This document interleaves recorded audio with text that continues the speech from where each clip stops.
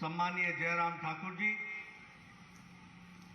हमारे भारतीय जनता पार्टी के बहुत ही कर्मशील, जुझारू और संवेदनशील अध्यक्ष और लोकसभा में मेरे साथी श्री सुरेश कश्यप जी, हमारे यहाँ के मंत्री और आपके लोकप्रिय विधायक सम्मानीय सुखराम चौधरी जी, हमारे पड़ोस के क्षेत्र से संबंध रखने वाले हमारे मंत्री श्री राजीव सैजल जी, हमारे सह प्रभारी और मेरे वरिष्ठ साथी सम्मानीय संजय टंडन जी, विधानसभा की सदस्या बहन रीना कश्यप जी, हमारे बलदेव तोमर जी, बलदेव भंडारी जी, विनय गुप्ता जी, हमारे जिला के अध्यक्ष, अरविंद गुप्ता जी, हमारे मंडल के अध्यक्ष, बहन निर्मल कौर जी जो अध्यक्षा हैं नगर परिषद पांवटा साहिब की, श्री हितेंद्र कुमार जी जो बीडीसी के अध्यक्ष हैं, सम्मानित मंच, मेरे पुराने साथी और पूर्व के विधायक फतेह सिंह जी, हमारे डॉक्टर प्रेम जी, सम्मानित मंच और यहाँ इतनी बड़ी संख्या में एकत्र आए हमारे युवा साथी, देवी और सज्जनों और मीडिया के मेरे साथी, प्रिंट मीडिया और इलेक्ट्रॉनिक मीडिया के मेरे साथी, मैं अपना सौभाग्य मानता हूं कि मुझे आज पांवटा साहिब में आजादी के अमृत महोत्सव पर हो रहे कार्यक्रम में 75 स्थानों पर जो कार्यक्रम हो रहा है उसमें से आज मुझे भी शिरकत करने का मौका मिला, भाग लेने का मौका मिला और इसकी शुरुआत मैंने पांवटा साहिब से की है। आप सब लोगों ने जिस गर्मजोशी से स्वागत किया है, आपका हार्दिक अभिनंदन है, स्वागत है। मैं जब पांवटा साहिब आता हूं तो हमेशा गुरु के दर्शन गुरुद्वारे जाकर के हमेशा किया करता हूं। आज भी मैंने पांवटा साहिब के यात्रा की शुरुआत गुरु ग्रंथ साहिब जी को मत्था टेक करके वहां से हमने प्रारंभ किया है। यह ऐतिहासिक नगरी जहां गुरु गोविंद सिंह जी ने अपने जीवन के 4.5 साल लगाए, जहां उनके बड़े साहबजादे का जन्म हुआ, जहां से उन्होंने एक लड़ाई भी लड़ी और उन्होंने धर्म की रक्षा के लिए अपने आप को न्यौछावर किया। ऐसे पवित्र स्थान पर जहां गुरु गोविंद सिंह जी ने जीवन के 4.5 साल बिताए हो, ऐसे स्थान पर आने का मुझे सौभाग्य मिला है। मैं ऐसी पवित्र धरती को सबसे पहले नमन करता हूं और आशीर्वाद लेता हूं। यह वीरों की भूमि भी है, यह तपस्वियों की भूमि भी है, इसलिए मैं उन वीर स्वतंत्रता सेनानियों को भी याद करता हूं जिन्होंने आजादी की लड़ाई में अपना पूरा योगदान किया था। मित्रों, हमसे पूर्व वक्ता चाहे सुखराम जी हो, चाहे सुरेश चौधरी जी हो, चाहे जयराम ठाकुर जी हो, मैं देख रहा था कि सभी पूरी ताकत के साथ और छाती ठोक करके पूरी हिम्मत के साथ संवाद कर रहे थे और उस संवाद में हर एक कोई ये बताने की कोशिश कर रहा था कि हम कहां से चले थे और हम कहां पहुंचे हैं। हमने ये विकास किया, वो विकास किया, उसका विकास किया, इस तरीके से विकास किया। ये विकास की हिम्मत के साथ लोगों के सामने रखने की ताकत अगर किसी में है तो वो भारतीय जनता पार्टी में है। इस बात को हमको याद रखना चाहिए। कभी आपने किसी कांग्रेसी नेता को सुना जो ये कहे कि मैंने ये किया?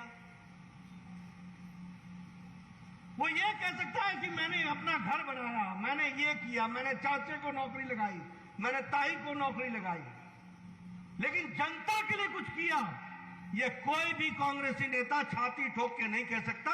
ये कह सकता है तो भारतीय जनता पार्टी का कार्यकर्ता कह सकता है। सुखराम जी बता रहे थे कि 90% आपकी भूमि को उन्होंने अपनी कंस्टिट्यूंसी में इरिगेटेड कर दिया। सुखराम जी बता रहे थे कि उन्होंने कोई गांव नहीं छोड़ा है जो सड़क से जुड़ा हो।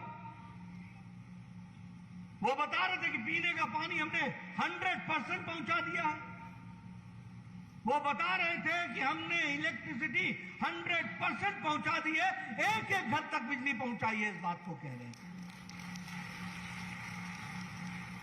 ये दावा करना जनता के बीच में, ये वही हिम्मत कर सकता है जो पसीना बहाता है और जमीन पर रह करके लोगों की सेवा करता है, तभी ये दावा कर सकता है। मित्रों, अभी जयराम जी चर्चा कर रहे थे। उस समय 2500 किलोमीटर की सड़कें थी, आज 39,000 किलोमीटर से ज्यादा की सड़कें हैं। जयराम जी बता रहे थे कि किस तरीके से बिजली के लिए काम किया, इरिगेशन के लिए काम किया, शिक्षा के लिए काम किया। 7% होती थी शिक्षा, आज 80+ से 83+%। ये उन्होंने 75 साल का ब्यौरा आपके सामने रखा। लेकिन जब हम अमृतकाल में प्रवेश कर रहे हैं तो यहां मैं देख रहा हूं कि ज्यादातर औसत उम्र जो है वो 50 साल की है। इसलिए इसमें से अधिकतर लोगों ने 2047 भी देखना है, और अगर 2047 देखना है तो हाथ पे हाथ धर करके नहीं बैठना है। हमने इस देश को विकसित भारत बनाना है और विकसित हिमाचल बनाना है। इसके लिए हमको काम करना है। हमको आत्मनिर्भर भारत बनाना है, हमको आत्मनिर्भर हिमाचल बनाना है। अगर हिमाचल आत्मनिर्भर बनेगा तो देश आत्मनिर्भर बनेगा, हमारा योगदान होगा। और इसीलिए जब अमृतकाल में अमृत महोत्सव हम मना रहे हैं तो जो पीछे हमने किया उसके लिए सबका धन्यवाद, लेकिन आगे संकल्प लेकर के चलेंगे और विकसित हिमाचल बनाने में अब कोई कसर नहीं छोड़ेंगे। इस बात का हमको संकल्प लेना चाहिए। मित्रों, अभी 15 अगस्त को लाल किले के प्राचीर से प्रधानमंत्री जी ने 5 प्रण की बात कही है। उस 5 प्रण को हमको ध्यान रखना चाहिए। एक है विकसित भारत, दूसरा गुलामी का कोई अंश हमारे बीच में ना रह जाए। गुलामी का अंश कोई पेन खरीद करके रख लेने से नहीं होता, गुलामी का अंश कोई विदेशी कपड़ा पहन लेने से सिर्फ नहीं होता। गुलामी का अंश मानसिकता में होता है। जब हमको भारत से अच्छा कोई दूसरी भूमि दिखती है तो यह गुलामी का अंश होता है। हमने तय करना है कि सर्वोच्च होगा तो भारत होगा, सर्वोच्च होगा तो हिमाचल होगा। इस बात के लिए हमको काम करना है। उसी तरीके से हमको अपनी विरासत का भी गर्व होना चाहिए। आज हम यहां आए, दुनिया के इतिहास में बताओ, गुरु गोविंद सिंह जी जैसा व्यक्तित्व जिसने 2 साहबजादे अपने देश के लिए कुर्बान कर दिए, धर्म के लिए कुर्बान कर दिए, कोई ऐसे इतिहास को भूल सकता है क्या? इसलिए हमें अपनी विरासत को याद रखना है, हमें अपने पूर्वजों को याद रखना है, हमें अपनी देवी देवताओं को याद रखना है, हमें अपनी परंपराओं को याद रखना है, और हमें अपनी संस्कृति को याद रखना है। और दुनिया में सबसे पुरानी संस्कृति है तो वो भारत की संस्कृति है। इस बात का हमको गौरव करना चाहिए और हमें एकता के साथ रहना है। लोग बांटने की कोशिश करेंगे, कोई धर्म के नाम पर, कोई मजहब के नाम पर, कोई ऊपर के नाम पर, कोई नीचे के नाम पर, कोई जात के नाम पर, कोई पात के नाम पर। यह षड्यंत्र है देश को कमजोर करने का, यह षड्यंत्र है प्रदेश को कमजोर करने का। हमने सबने भाई भाई बनकर के मिलकर के चलना है, एकता रखनी है। लक्ष्य 2047 विकसित भारत, और उसके लिए एकता के साथ हमको आगे बढ़ना है। और साथ ही साथ हमने अधिकारों की बात तो बहुत कर ली, अब कुछ जिम्मेवारियों की बात भी करना हम सीखें। ये ठीक है सत्याग्रह करना, विदेशियों से लड़ रहे थे, महात्मा गांधी ने सिखाया, सत्याग्रह लेकर के हम चले और सत्याग्रह में हमको सफलता मिली। लेकिन अब सत्याग्रह अपने से सत्य की आग्रह करना है। हम कहां खड़े हैं, हमारी क्या जिम्मेवारी है, हमें कैसे पूरा करना है, इस सारी चीजों को आगे बढ़ाने का हमको काम करना है। मित्रों, आप बताइए, देश आगे बढ़ रहा है कि नहीं बढ़ रहा है? बढ़ रहा है कि नहीं बढ़ रहा है? मोदी जी के नेतृत्व में आगे बढ़ रहा है कि नहीं बढ़ रहा है? मित्रों, एक बात को समझो, आज भारत बदल गया। आज आप समझ सकते हैं, ये किसान किसान किसान आंदोलन की बात करते हैं।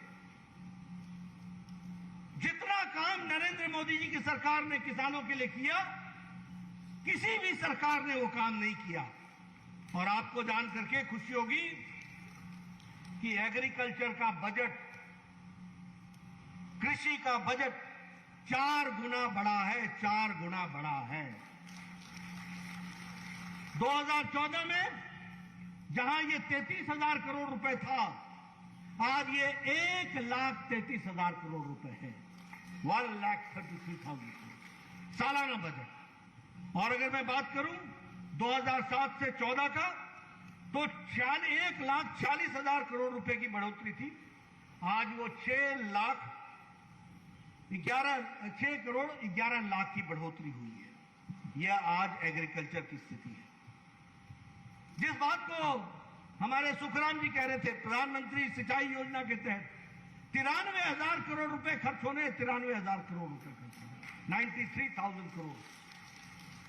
प्रधानमंत्री फसल बीमा योजना में लगभग 1.2 लाख लोगों का सेटलमेंट हो गया है किसानों का।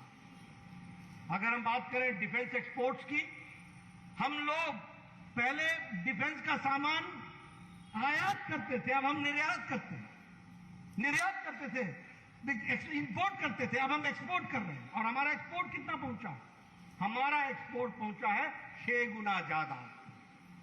1,520 करोड़ रुपए हम एक्सपोर्ट करते थे, आज हम 8,435 करोड़ रुपए एक्सपोर्ट कर रहे हैं। ये बदलता भारत है, ये दिखता हुआ बदलता भारत है। और मित्रों, मैं पूर्व में स्वास्थ्य मंत्री रहा हूं, अपने प्रदेश का भी स्वास्थ्य मंत्री रहा हूं। टेटनस की दवा, पोलियो की दवा, जापानी बुखार की दवा, ट्यूबरक्लोसिस की दवा, पोलियो की दवा इस देश में पहुंचने में 25 से 28 साल लगे। और सबसे बड़ी बात यह है कि जापानी बुखार, जापानीज इंसेफेलाइटिस की दवा 100 साल बाद भारत पहुंची। लेकिन प्रधानमंत्री मोदी जी ने, हम सब जानते हैं कि कोरोना 2020 की जनवरी में पहला केस आया था, अप्रैल में उन्होंने टास्क फोर्स बैठाया था और 9 महीने के अंदर एक नहीं 2 वैक्सीन भारत को दी है। यह हमारा बदलता भारत है, हमको समझना चाहिए। 2 वैक्सीन। और हमको यह भी ध्यान में रखना चाहिए कि आज हम 200 करोड़ डोज पार कर चुके हैं, सेकेंड डोज मिला करके। India is the largest and the fastest vaccination programme. Bharat का दुनिया का सबसे बड़ा कार्यक्रम हुआ है और सबसे तेज गति से कार्यक्रम हुआ है, तो वो वैक्सीनेशन का प्रोग्राम हुआ। इस बात को समझना चाहिए। और मित्रों, आपको जान करके ये भी खुशी होगी कि लगभग 100 देशों को 100 देशों को हम लोगों ने वैक्सीन भी दी है, जिसमें से 20 देशों को लगभग 25 करोड़ डोजेज मुफ्त में दिया है। यह भी हमको ध्यान में रखना चाहिए।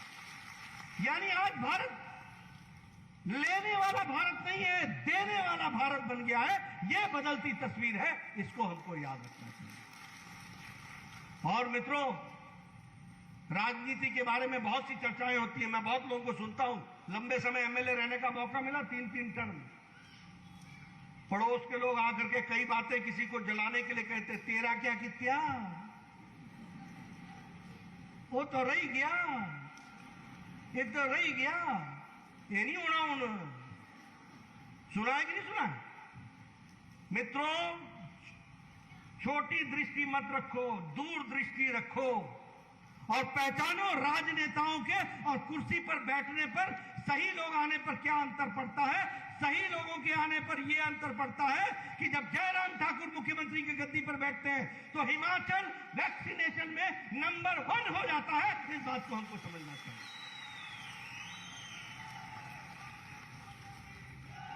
तो कोई पूछे तेरा क्या कित्या, तो बोलो एक कित्या तो अड्डा।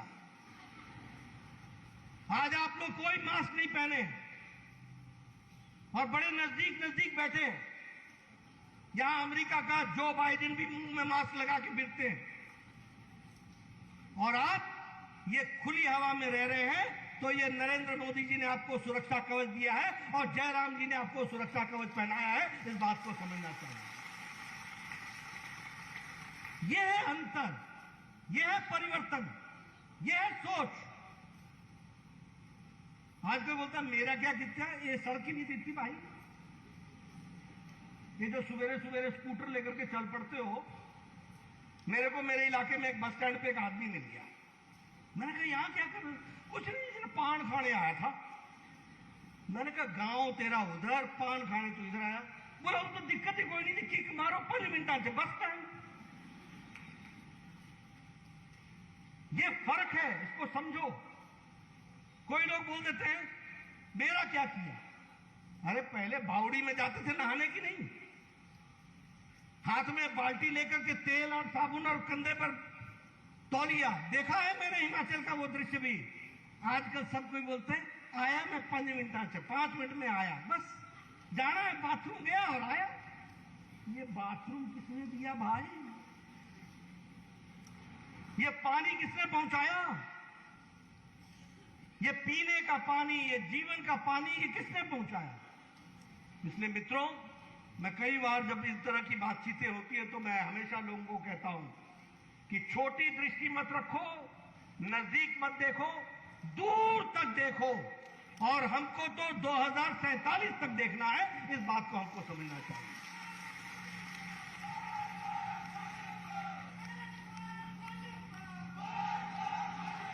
अब मित्रों, मैं आपके सामने कुछ बातें अब ये यूक्रेन में झगड़ा लड़ाई हुई, क्या अमेरिका के लोगों को वापस लाने के लिए अमेरिका ने कोई प्रयास किया? क्या यूरोप से कोई लोग वापस आए? क्या पाकिस्तान ने कोशिश करके अपने लोगों को वापस लाया? क्या बांग्लादेश के लोग वापस आए? लेकिन यहां हमारे नरेंद्र मोदी प्रधानमंत्री हैं, एक तरफ पुतिन से बात करते हैं और एक तरफ यूक्रेन के राष्ट्रपति से बात करते हैं, युद्ध का विराम कराते हैं और 23,000 बच्चों को शांति के साथ भारत वापस लाते हैं। यह परिवर्तन होता है, इसको समझो।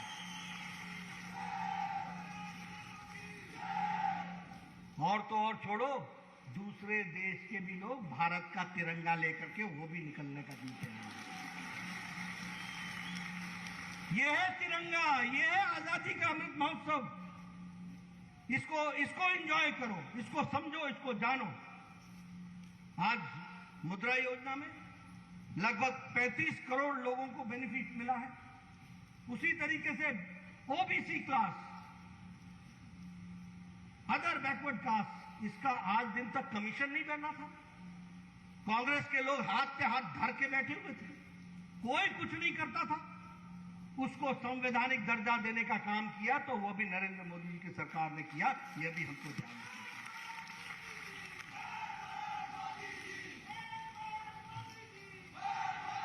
चाहिए। ये प्रधानमंत्री गति शक्ति योजना 100 लाख करोड़ रुपए खर्च होने वाले, 100 लाख करोड़।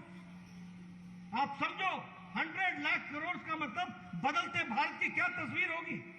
आपका एक एक एमएलए छाती ठोक के बोलेगा कोई नहीं बच्चा, 2 लेन का 4 लेन करेंगे, 4 लेन का 6 लेन करेंगे, पानी 24 घंटा पहुंचाएंगे, इंस्टीट्यूशन खोलेंगे, विकास के नए आयाम चलाएंगे, विकसित हिमाचल खड़ा करेंगे, ये कहने की ताकत निकलेगी।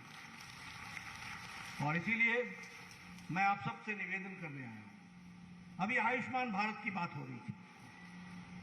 कभी किसी ने सोचा था कि 50 करोड़ की जनता को 5 लाख रुपए का हेल्थ कवर मिलेगा? मैं देश का स्वास्थ्य मंत्री था तो उस समय कहते थे यूनिवर्सल हेल्थ कवरेज। ये अंग्रेजी में कई नाम आ जाते हैं, उस पर लोग चर्चा करते हैं। Universal health coverage. हमने कहा मोदी जी ने यूनिवर्सल हेल्थ कवरेज तो दे दिया। 130 करोड़ का देश, 50 करोड़ के लोग 5 लाख रुपए सालाना हेल्थ कवर लेकर के खड़े। और कौन है वो? रिक्शा वाला, ठेला वाला, रेडी वाला, फेड़ी वाला, ऑटो वाला, टैक्सी ड्राइवर, बस क्लीनर, बस कंडक्टर, बाल काटने वाला, बार्बर, गंदगी से रैग पिकर, ऐसे लोगों को 5 लाख रुपए का हेल्थ कवर मोदी जी ने दिया है। और मुझे खुशी है कि जयराम जी ने डबल इंजन की सरकार रहते हुए इन्होंने भी हिमाचल हिमकेयर निकाल दिया और उस हिमाचल हिमकेयर में जो भी बचा था हिमाचल का, सबको 5 लाख रुपए का हेल्थ कवर दे दिया। ये बात भी समझ। और अब मेरे को कोई बोले कि मेरा क्या कित्या, तो मैं उसको क्या बोलूंगा? मैं क्या बोलूंगा बताओ? अब कांग्रेस के लोग बोलते हैं कुछ नहीं हुआ, कुछ नहीं हुआ। मैंने कहा आप बेरोजगार हो गए, कैसे होगा कुछ?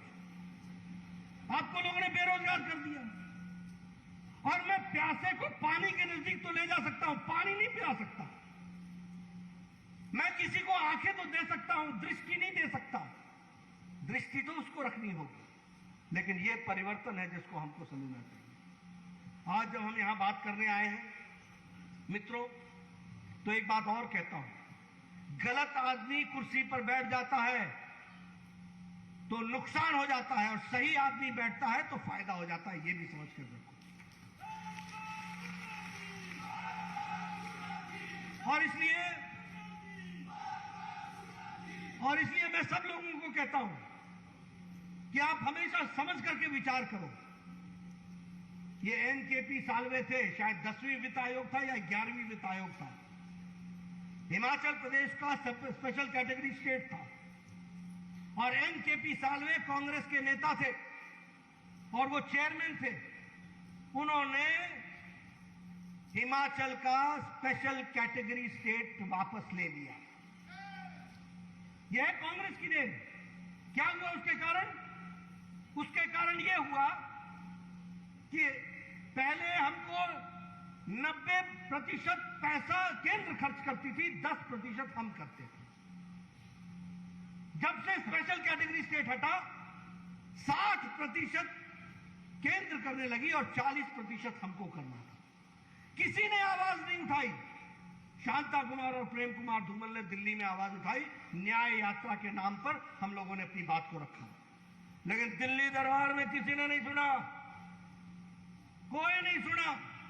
आजकल यहां बड़े कांग्रेसी चैंपियन बन के फिरे रहते हैं, इनका इतिहास बता रहा हूं आपको मैं। किसी ने नहीं सुना। और 2014 में जब आपने नरेंद्र मोदी जी को प्रधानमंत्री बनाया, वो हिमाचल को जानते थे, वो यहां के प्रभारी रहे थे। बिना बीजेपी के डिमांड के भी मोदी जी ने हिमाचल का स्पेशल कैटेगरी स्टेट बहाल कर दिया और 90-10 के रेशियो में फिर से हमारी विकास की कहानी आगे बढ़ गई। अटल जी आए, बताइए अटल जी ने इंडस्ट्रियल पैकेज दिया था कि नहीं दिया था? दिया था कि नहीं दिया था? ये बद्दी पॉन्टा साहब का इंडस्ट्रियल एरिया ये उनका बसाया हुआ है कि नहीं है? अटल जी आए, उन्होंने 10 साल के लिए इंडस्ट्रियल पैकेज दिया। मनमोहन सिंह आए, 7 साल बाद पैकेज खत्म कर दिया। और क्या कहा खत्म करते हुए? ये कहा कि इससे हमको नुकसान हो रहा है, हरियाणा अब दुखी है, पंजाब चिंता कर रहा है, जम्मू कश्मीर इस बात को मान नहीं रहा है। ये दीगर बात है कि कांग्रेस न आज हिमाचल में है न हरियाणा में है, न पंजाब में है, न जम्मू में है। सुपड़ा साफ हो गया, ये भी हमको ध्यान रखना चाहिए। लेकिन ये उनकी करतूत रही है, ये उनका योगदान रहा है। अटल जी ने 2002 में रटांग टनल का शिलान्यास किया था। बाद में हमारी सरकार चली गई 2004 में। 2004 से लेकर 2014 में तक 10 साल के अंदर अटल टनल में जो 10 किलोमीटर का टनल बनना था, वो 1 किलोमीटर 300 मीटर तक, 1.3 किलोमीटर तक ही बन करके रुक गई थी। किसी ने नहीं पूछा। मुझे याद है अटल जी अंतिम दिनों में मनाली आए थे, अंतिम बार उन्होंने मुझसे पूछा था कि क्या हो रहा है उस अटल टनल का। मैंने कहा काम बहुत धीरे धीरे चल रहा है। उन्होंने कहा था वो शिलान्यास मेरे दिल पर पत्थर है। और उनकी बात को, सपना को साकार किया मोदी जी ने। 6 साल के अंदर अटल टनल बनाई है और आज वो डिफेंस का सबसे बड़ा रास्ता बन गया है। इस बात को भी हमको समझना है। इसलिए मित्रों, विकास की मैं नई कहानियों के बारे में आपसे चर्चा करता हूं। आज मैं यहां पर आया हूं। जब मैं छात्र था तो सुना करता था रेणुका डैम। गौर से सुनिएगा, जब मैं छात्र था तो मैं सुना करता था रेणुका डैम। फिर क्या कहते थे, कभी हरियाणा नहीं मानता, कभी दिल्ली नहीं मानती, कभी वो नहीं मानता, कभी ये नहीं मानता। आज हम गौरव के साथ कह सकते हैं कि अटल जी के नेतृत्व में और जयराम जी के योगदान से 7,000 करोड़ रुपए का ये जो डैम है, इस डैम का काम जो है वो शुरू हुआ है और 40 मेगावाट ये देगा। इसको हमको समझना चाहिए। अब मेरे से कोई पूछे मेरा क्या किया तो मैं क्या बोलूंगा भैया। मैं पौंटा साहब की धरती पर खड़ा हूं, यमुना बगल से बह रही है और ये बांध बनने वाला है। 7,000 करोड़ रुपए खर्च होने वाले हैं। 45 मेगावाट बिजली पैदा होगी। हिमाचल सेल्फ सफिशिएंट होगा। हिमाचल की आर्थिक स्थिति बढ़ेगी। हिमाचल को रॉयल्टी दिलाई है, उससे पैसा अर्जित होगा। ये सारी बातों को हमको समझना चाहिए। मित्रों, मैं बहुत से योजनाएं आपको गिना सकता हूं। स्वच्छ भारत में टॉयलेट्स का बनना। अब हिमाचल में ही अगर हम बात करें तो लगभग 1,72,000 हिमाचल में इज्जत घर बने हैं। 1,72,000। ये छोटा काम नहीं है। हर औरत को ये इज्जत घर का याद रखना एक बात, ये महिलाओं का सशक्तिकरण का सबसे बड़ा माध्यम है। महिलाओं की इज्जत के लिए सबसे बड़ी चीज है, ये सबसे बड़ा देन है। 21वीं शताब्दी में हम पहुंच गए और दैनिक नित्य कर्म के लिए हमारी बहनों को खेतों में जाना पड़े। आज उनको इससे आजादी दिलाई है तो नरेंद्र मोदी ने दिलाई है। और हिमाचल में 1,72,000 इस तरीके के इज्जत घर बना करके इस काम को पूरा किया है। उसी तरीके से अगर हम बात करें एलईडी बल्ब्स की, तो लगभग 86 लाख एलईडी बल्ब यहां हिमाचल प्रदेश में दिए गए। अगर मैं डबल इंजन की बात करूं तो स्मोक फ्री स्टेट का बनना, यह भी अपने आप में हम लोगों को एक बहुत ही सुकून देता है, ताकत देता है कि इस कार्यक्रम के माध्यम से हम आज स्मोकलेस स्टेट, ये जो हिमाचल है ये फर्स्ट स्मोक फ्री स्टेट है। धुआं रहित प्रदेश हिमाचल प्रदेश पहला प्रदेश है जिसका आप गौरव कर सकते हैं। ये भी हमको ध्यान में रखना चाहिए। और इसके लिए मैं एक बात और कहूंगा, जहां उज्ज्वला योजना बनी वहीं जयराम जी ने स्वनिधि योजना बनाई और लगभग 3,24,000 बहनों को सिलेंडर देकर के अब यहां पर कोई भी बगैर चूल्हा के नहीं है। ये हम लोगों ने तैयार किया है। प्रधानमंत्री ग्राम सड़क योजना की चर्चा हो रही थी। 10,225 किलोमीटर की लागत से 5,000 करोड़ रुपए खर्च होकर के ये 10,225 किलोमीटर की प्रधानमंत्री ग्राम सड़क योजना बन रही है। कोविड के दौरान 500 करोड़ रुपए का रिलीफ पैकेज दिया गया। आपके हर एक हॉस्पिटल को ऑक्सीजन के पीएसए प्लांट के साथ युक्त किया गया। और उसी तरीके से विदेश अपने इंडस्ट्री को डेवलप करने के लिए लगभग 23,000 करोड़ रुपए का एमओयू साइन हुआ हाइडल में और 15,000 करोड़ रुपए का एमओयू साइन हुआ हमारे टूरिज्म में, और उसमें भी तीव्र गति से काम चल रहा है। इस बात को हमको ध्यान में रखना चाहिए। आज यहां मैं आया हूं, हेल्थ इंफ्रास्ट्रक्चर की बात जरूर करूंगा। बदलता भारत कैसा है। आज हिमाचल में बिलासपुर में 1300 करोड़ रुपए की लागत से all India institute of medical sciences बन रहा है। मैं नहीं कहता कि कोई वहां जाए, सब स्वस्थ रहे, सुखी रहे, अपने घर में रहे, लेकिन कभी बिलासपुर घूमते हुए जाने का मौका मिला है तो आपने देखना कि पीजीआई से बड़ा all India institute of medical sciences वहां हिमाचल में बनकर के तैयार हुआ है। इस बात को ध्यान में रखना। आज नाहन का medical college, YS Parmar medical college 300 crore की लागत से बनकर के तैयार हुआ। आज मैं जाकर के देखने वाला हूं। कभी कोई सोच सकता था नाहन में मेडिकल कॉलेज या डिग्री कॉलेज को तो पोस्ट ग्रेजुएट कॉलेज बनाते बनाते पसीने छूट गए। और मुझसे ज्यादा कौन जानता है जो छात्र नेता पूरे 6 साल यहां हिमाचल में रहा। तो हमने वो भी दिन देखे। इसलिए मित्रों, हेल्थ की बात करें, कोई भी बात करें, तो हर दृष्टि से इस बात को बढ़ाने का हम लोगों ने काम किया है। आज रोपवे की बात कीजिए। मुझे खुशी है कि लगभग रोपवे में 57.1 किलोमीटर के रोपवे 32,000 करोड़ रुपए से 7 प्रोजेक्टों में बन रहे हैं। मैं 7 की चर्चा नहीं करूंगा, लेकिन आपसे एक रोपवे की जरूर चर्चा करूंगा। शिरगुल महादेव टेम्पल से लेकर चूड़धार तक 8 किलोमीटर का ये रोपवे बन रहा है और 250 करोड़ रुपए इसमें खर्च होने वाले हैं। इस बात को भी हमको ध्यान में रखना चाहिए। इसी तरीके से यहां पर all Indian institute of management बन रहा है। मित्रों, मैं आप सबसे कहूंगा, आप सब पढ़े लिखे, IIM Indian institute of management, इसको आप वेबसाइट पे जाकर के पढ़ो। ये देश की सबसे बड़ी इंस्टीट्यूट है और आज आपके पौंटा साहब में खुल रही है। 300 करोड़ रुपए की लागत से खुल रही है। दुनिया भर के अच्छे बच्चे आएंगे और आपका बच्चा भी पढ़ करके अच्छा मैनेजमेंट का स्टूडेंट बनेगा। इस बात को हमको समझना चाहिए। इसलिए मित्रों, बहुत सी कहानियां मैं आपसे कह सकता हूं, बहुत सी बातें मैं आपको बता सकता हूं, लेकिन 2-3 बातें मैं जरूर कहना चाहूंगा। एक बात, मैं जब यहां आया हूं तो सुखराम से मेरा पुराना रिश्ता है, सुखराम जी से। 1998 में मैं विपक्ष का नेता होता था, भारतीय जनता पार्टी के विधानसभा में विपक्ष का नेता था, विधायक ग्रुप का नेता था। और पौंटा साहब में फतेह सिंह जी के बाद नया कैंडिडेट कौन हो सकता है, इसको सिलेक्ट करने के लिए मुझे भेजा गया। मुझे पता नहीं सुखराम को याद है कि नहीं। और मैंने नाहन के रेस्ट हाउस में दिन भर बैठ के लगभग 500 लोगों से मुलाकात की थी। और उस समय ये जेई होकर के आए थे, नौकरी छोड़ करके। तो मैंने सुखराम को कहा कि तूने नौकरी क्यों छोड़ दी? तो ये कहने लगा कि नहीं, मेरा मन नहीं लगा, मैंने तो सेवा ही करनी है। मैंने कहा पक्की बात है कि सेवा करनी है? मैंने कहा हार गया?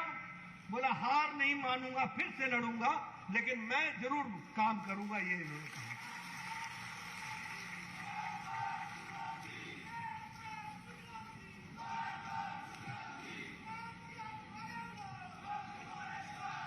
उस दिन हमारी मुलाकात हुई थी। बाद में मैंने रिपोर्ट दी, मैंने कहा सुखराम को कैंडिडेट बनाना चाहिए। मुझे लगता है पूरे विश्वास के साथ कि वह फैसला मेरा उचित फैसला था, सही फैसला था और वो नतीजा निकला। सुखराम जी जब आते हैं तो मैं हाथ मिलाते हैं तो मैं अपनी उंगलियां गिन लेता हूं, क्योंकि मालूम नहीं जाते जाते कौन सी उंगली चली जाएगी। आते हैं तो बोलते हैं बस थोड़ा सा, थोड़ा सा। और जब वो थोड़ा थोड़ा करने लगते हैं तो यहां मंच पर आकर के बोलते हैं मैंने ये भी लिया, मैंने वो भी लिया, मैंने ये भी कर लिया, मैंने वो भी कर लिया। ये एक अच्छे प्रतिनिधि का काम होता है। इसलिए मैं सुखराम जी को बधाई देना चाहता हूं और आप लोगों से मैं बोलना चाहता हूं, सिर्फ ताली मत पीटते रह जाना, ये भी करते रहना। समझे? समझ में आया? सिर्फ ताली मत पीटते रहना, ये भी दबाना। मित्रों, राजनीति में इशारे समझना बहुत जरूरी होता है।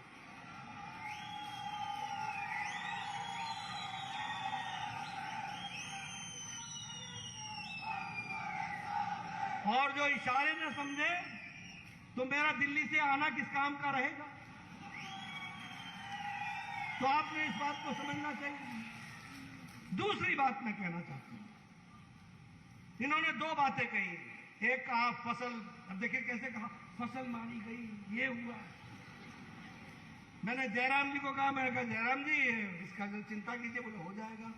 अब हो जाएगा तो वो बोल नहीं पाए, तो चलते चलते उन्होंने कहा आप बोलिए, तो हो जाएगा, इसका भी समाधान हो जाएगा। इस बात को समझिए।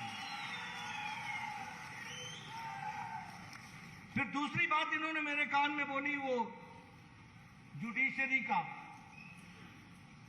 यहां पर कोर्ट बैठाने की बात। कोर्ट ही बैठाना ना,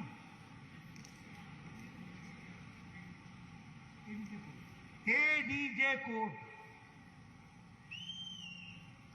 यही है ना, एडिशनल डिस्ट्रिक्ट जुडिशियल मैजिस्ट्रेट का कोर्ट बैठने की बात इन्होंने कही। मैंने जयराम जी से पूछा, जयराम जी ने कहा कर देंगे। जयराम जी की तरफ से मैं आपको यह आश्वासन देता हूं कि यहां कोर्ट खुल जाएगा। इस बात को हमको समझना है।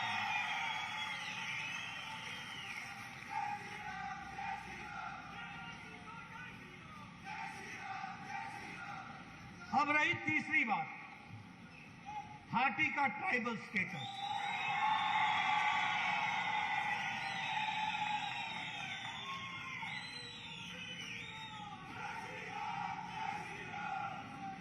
देखिए, सबसे पहली बात तो ये है कि ये हिम्मत करके डिमांड करने की ताकत है तो वो भारतीय जनता पार्टी में है। इसको हमको समझना चाहिए। 50-60 साल गुजर गए, किसी में हिम्मत नहीं हुई। कांग्रेसी बोलते रहे ये नहीं करता, वो नहीं करता, ये नहीं करता, वो नहीं करता। भारतीय जनता पार्टी में मुझे खुशी है कि हमारे सभी सिरमौर के नेता, सुखराम जी, बलदेव जी, राजीव बिंदल जी, बलदेव तोमर जी, रीना जी, सब लोग मिल करके जयराम जी के नेतृत्व में मेरे पास आए थे। हम लोग गृह मंत्री जी से मिले थे, बाद में प्रधानमंत्री जी से मिले थे। सुरेश कश्यप जी हमारे प्रदेश के अध्यक्ष, सबसे आगे हाटी का ट्राइबल, सब लोगों ने डिमांड की। मैं आपको एक बात बताना चाहता हूं कि सरकार सकारात्मक तरीके से इस पर विचार कर रही है और जल्द ही आपको निर्णय मिलेगा। इस बात का भी हम आपको विश्वास दिलाते हैं।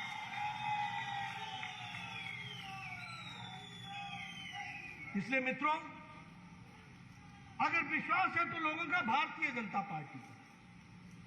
मैं आज इस पावन अवसर पे मैं कांग्रेस के बारे में ज्यादा चर्चा नहीं करना चाहता, लेकिन दुख के साथ बोलना चाहता हूं कि क्या उन्होंने कमाया। बोफोर्स का स्कैंडल, 2G, 3G, 4G, जीजा जी, क्या कमाया उन्होंने। ऑगस्टा वेस्टलैंड का केस, सबमरीन का स्कैम, और देखो हिम्मत देखो इनकी कि देश के लिए फौज लड़ रही है, कोई एयर स्ट्राइक करती है, कोई सर्जिकल स्ट्राइक करती है, और कांग्रेसी प्रमाण मांगते हैं।